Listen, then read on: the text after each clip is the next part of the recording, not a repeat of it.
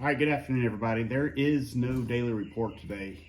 I had some adulting I had to do, so I went and took care of a bunch of things I needed to do today. So I didn't get on the water. But that being said, I'm down prepping for my trip tomorrow, and I want to talk about something that's coming up. So we're sitting in mid to late April right now. The topwater season, the big topwater season is quickly approaching, and there is a level of topwater bites going on right now. So with that, a question that I see a ton and that I get, and a lot of text messages and Facebook messages about are, what rods do I throw what baits on? So for the power fishing of my big hard baits for topwater, there's really 3 rods that I'll throw. So the first is what I will throw the 20 gram and only the 20 gram OG on. And I will also throw like the big saltwater level chug bug on this rod as well. And that is a 7-foot medium heavy fast action rod. So that basically a jig rod. This is a St. Croix Legend X, but I mean, any 7-foot medium heavy fast will work for the 20 gram OG and the big saltwater chug bug. So I don't like throwing my walking baits on this rod because with that 7-foot heavier rod, it's just, if you're going to throw it all day long, your wrist is going to be toast by the end of the day. So I've got a different rod I'll throw those on. But that's what I like to throw the 20 gram OG on, and the big saltwater chug bug. If I go to a 30 gram OG, I have a heavy, moderate fast rod that I'll throw it on because it'll handle the heavier weight better than this one will. For a jointed swim bait, so your Sebills, your sweet baits, your bite-sized herrings, any of those type baits, I throw those on a 7-foot medium heavy moderate fast.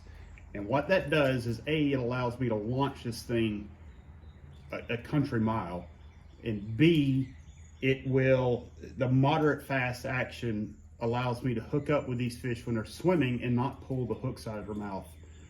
Hardly at all. So this is probably the best jointed swim bait rod I have found.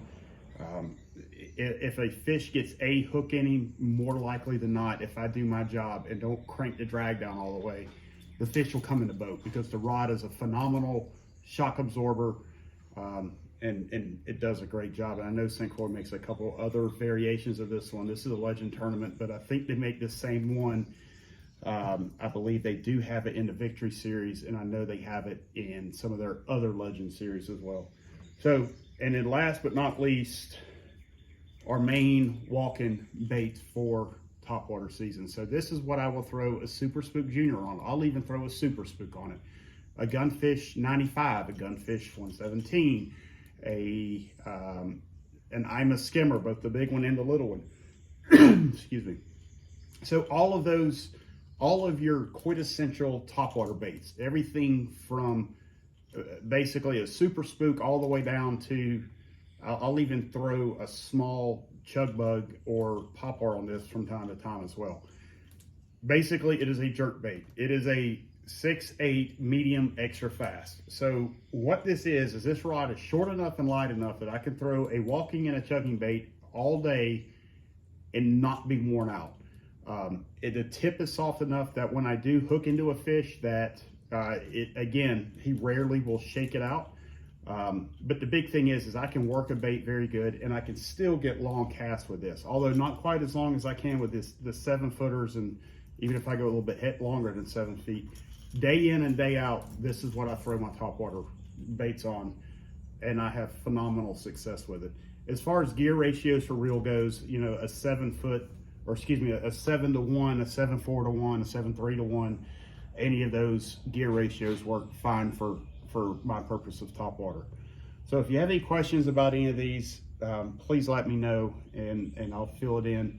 As far as lines go, if I'm throwing a copolymer or a mono, it'll be, if I go that route, it's essentially 12-pound P-line CSX clear. You can't break this stuff, which is awesome when you're throwing these topwater baits, because there's nothing worse than having one more, you're down to your last chrome chug bug and you rear back and let it rip, and there goes your chug bug. So, but you hardly ever break off on that stuff. The downside is it's not the greatest.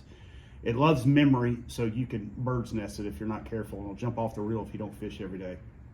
If I go to fluorocarbon, I go to 14-pound fluorocarbon. So, but that's what I use. That's how I have it set up. That's how I'll be rolling throughout the most of the summer. As far as flukes goes, because I know somebody's asking about flukes too. I have not dialed in what the rods I use for flukes quite as well as I have this. I actually use 3 different setups, and I'm going to cover that in a video, another video coming up shortly, because I'll talk about why I use each one of the different rods in the different areas. So thanks again. I hope this helped out some of you as far as your decision-making process goes, and I'll be on the water tomorrow through Monday, I believe. So the best of luck to everybody.